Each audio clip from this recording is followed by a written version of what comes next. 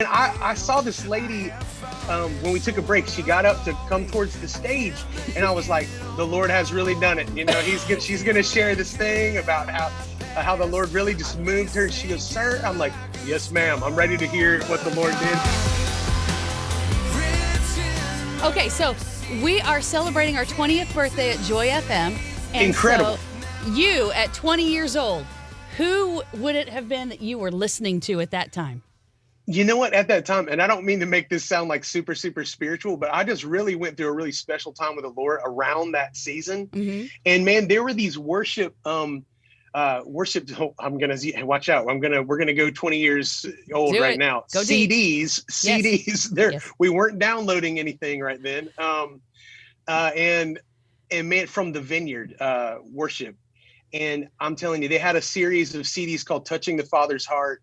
And it was so special to me. The records, honestly, now that I listen back to them, sound like very terrible. Like it was not, they were not good recordings, but what they captured was just this like pursuit of God. And at that age, that really was, it was really formative as far as where we began to head in music as well, because I loved like all kinds of like hard rock music, like groups like King's X, man. I was a diehard Van Halen fan. This last year as Eddie Van Halen passed, I mean, literally our sound guy, Matt, and I were talking like days after Eddie Van Halen passed, and we were like, I feel like this thing has happened to me, man, since he is gone. Like it really was in that season of my life. But then I encountered the Lord, and this worship music really ministered to me. Mm-hmm. And so it really kind of set the course of where we were headed, and then Big Daddy Weave came some years later and all of that. Yeah. I love that you mentioned the Van Halen thing. Years ago, I got to talk to you and I asked you a question. I said, if you could have written any song in history, like any genre, any song, what would it be? And you're like, dude, anything by Van Halen. That was your answer. Yeah. And then somebody was like, that young man needs to get saved, or whatever. It was like, oh yeah. my gosh. Well, you and the guys have been at it for about as long as Joy FM's been around. So it's been, when was your first song played on the radio? And do you remember where you were when it happened? Oh my gosh, man. Well, yeah. And what was crazy? Some of the very first people we ever met in Christian radio, when that first song was sent to radio, were friends from the Joy FM.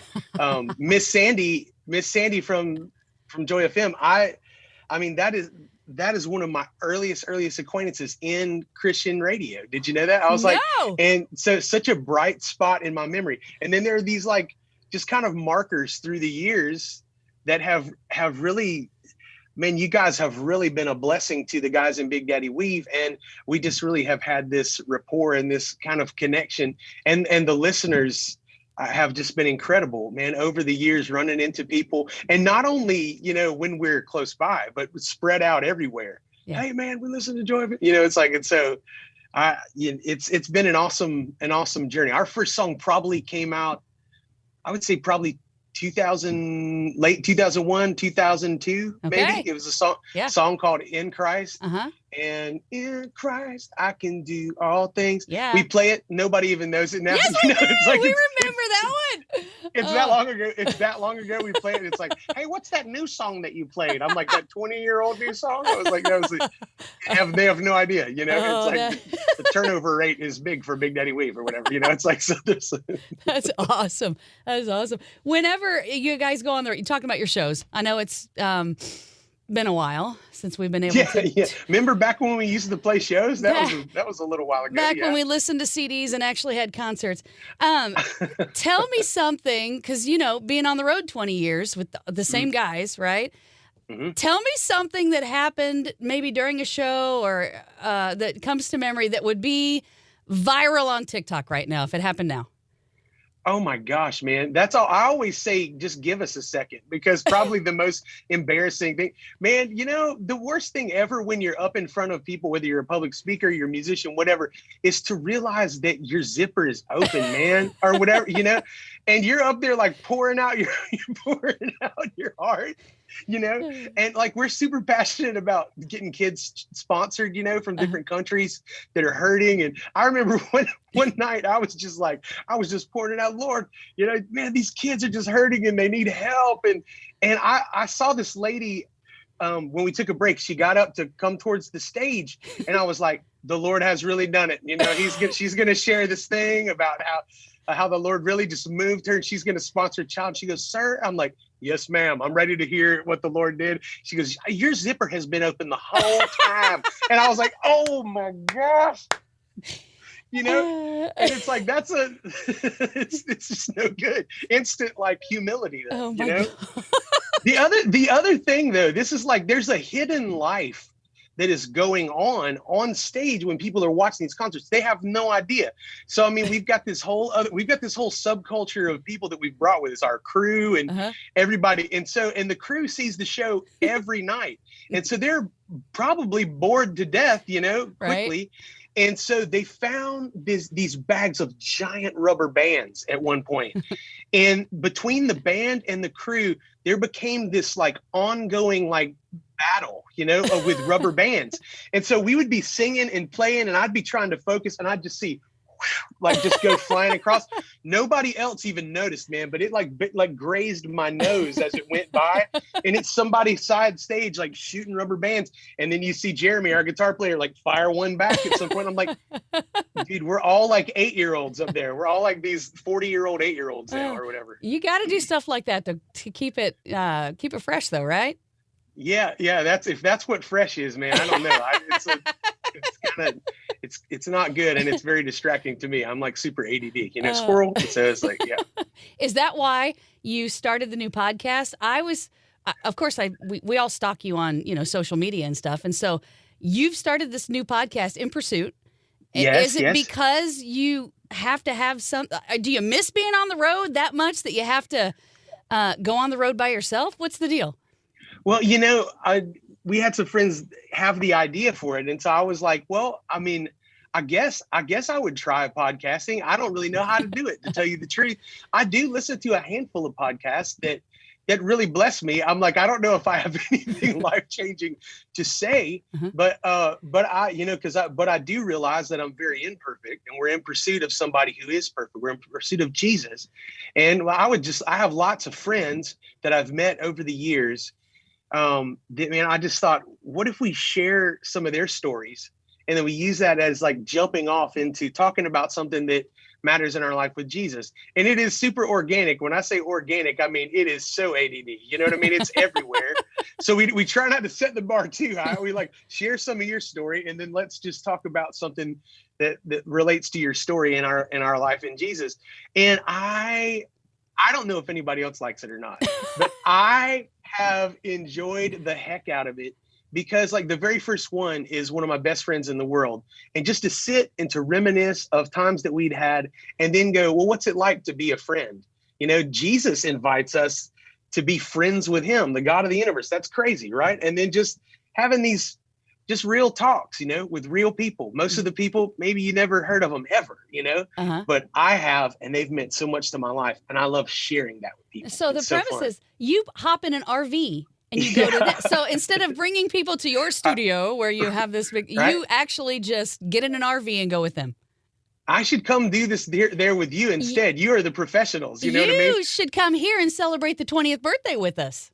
In the RV. In the RV. We'll tailgate a birthday party for the station. That would be so awesome. And we'll bring out a little grill, and let's just like have it. We'll bring out the Fiesta lights across the awning of the RV. Totally can. The little rug, all the stuff. Yeah. Yes, it is very backwoods, man. It's like, I mean, chic backwoods, though. Sure. But it's a blast. It's been a blast. Glamping, isn't that what it's called? Yeah, you're glamping.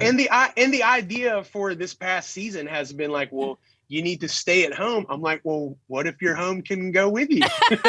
You're like a turtle. That's awesome. So you hop in the RV, you go see your friends. How do you just think of your buddies and you do that? Or seriously, do you throw a dart on a map and go, I'm going to go here and find somebody? I wish it was as interesting as that. It really is. Like, usually there's some other reason to go there. Yeah. So I've been invited to come, I don't know, sing, like lead worship at a church on Sunday, or like one of the things, a couple of the podcasts came from a time I got to go lead back in November at the church that my wife grew up in. I got to lead church there for Oh. a month.